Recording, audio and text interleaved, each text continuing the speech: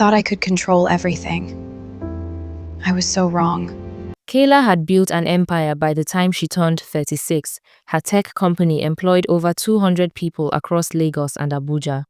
She lived in a penthouse overlooking the city, drove a Range Rover, and wore custom-made suits that cost more than most people's monthly rent. People called her the ice queen behind her back. She did not care.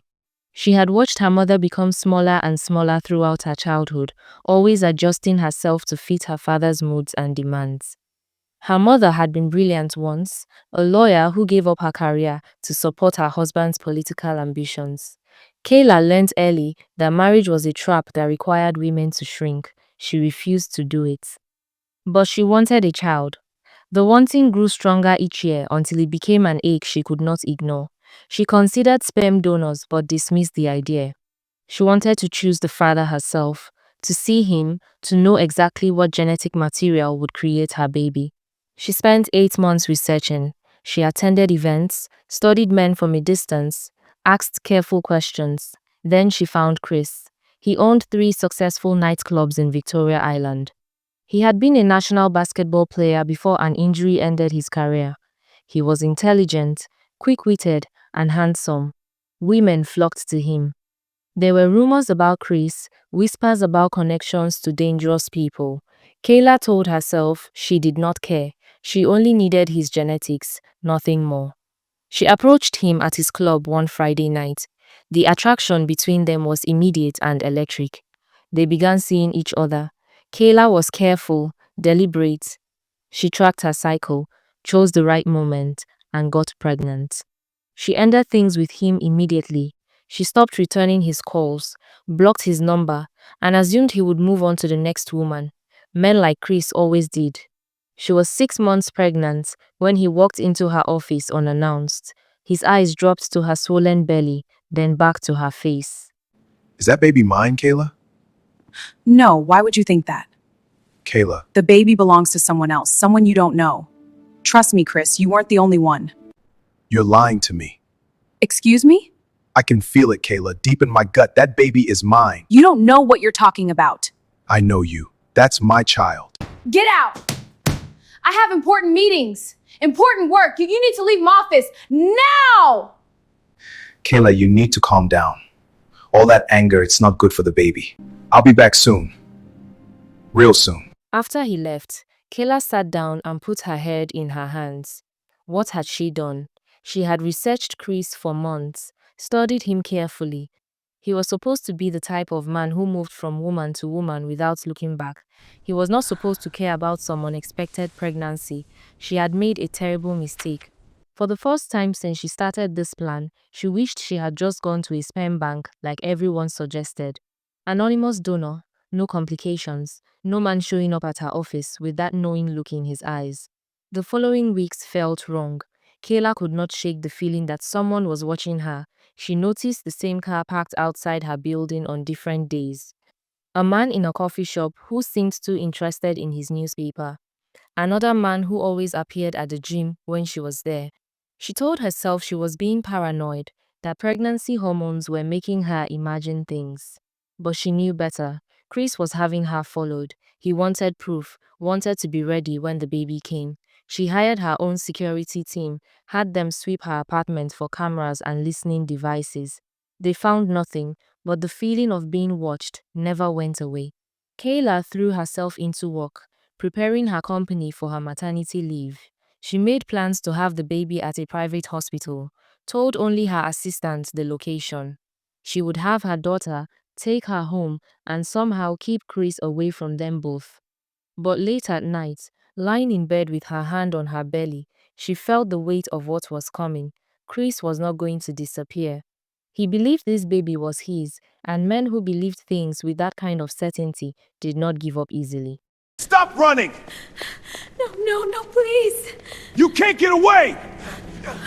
My baby. I can't run anymore. We've got you now! No! Please, I'm pregnant, please. Oh! Gotcha. No! Ah! It was just a dream, but her heart pounded in her chest. Sweat covered her forehead. The phone on her nightstand rang, cutting through the silence of her bedroom. She reached for it with shaking hands. It was Chris.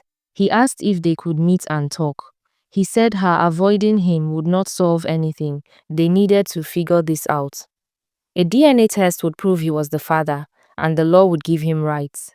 She could fight all she wanted, but she would lose. Kayla considered running. She had money, connections in other countries, but leaving meant abandoning her company, her assets, everything she had built, and deep down, she knew Chris would follow. The determination in his voice told her he would chase her across the world if he had to. Then, everything changed. Chris stopped threatening and started cutting. Flowers arrived at her office every other day. A brand new Mercedes appeared in her parking spot with a note that simply said her Range Rover was not safe enough for a pregnant woman. Kayla sent everything back, but he kept sending more. She unblocked his number because blocking him felt childish now. He called and asked to meet. He said her avoidance would not solve anything, so they needed to talk.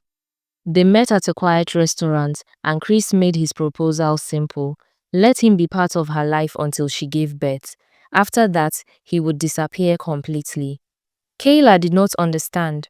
Why stay until the birth only to leave? Was he planning to take the baby from the hospital? Her mind raced through terrible possibilities. Chris explained patiently. He would never deny a child its mother's love, the same way she was trying to deny their child a father's love. He just wanted to be there for the pregnancy. That was all. She agreed, though she did not trust him. Chris became a different person. He attended every doctor's appointment, asking questions she had not thought to ask.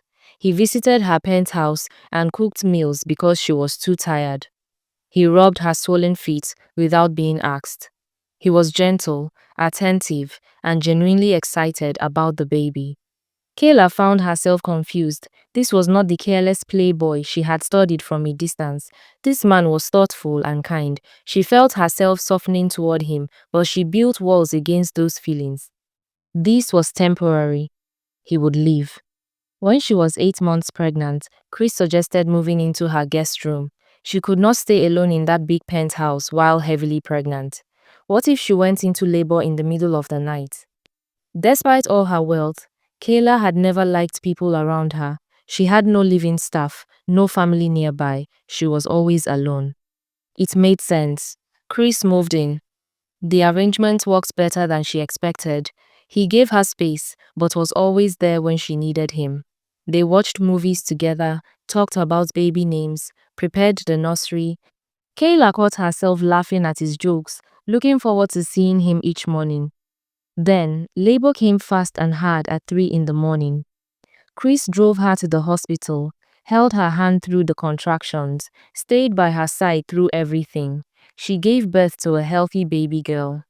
When Kayla woke up after sleeping for a few hours, Chris was gone. Just gone.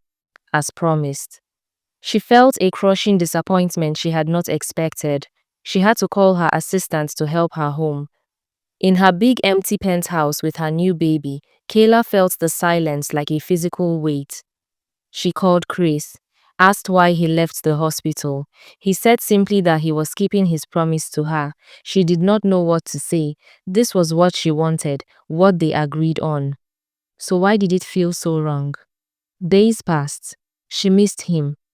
She missed his presence, his help, his smile. She started texting him, calling him. He always answered, always gave her his full attention. The relationship grew naturally from there. After 2 months of phone calls and occasional visits, Kayla asked if he wanted to co-parent properly.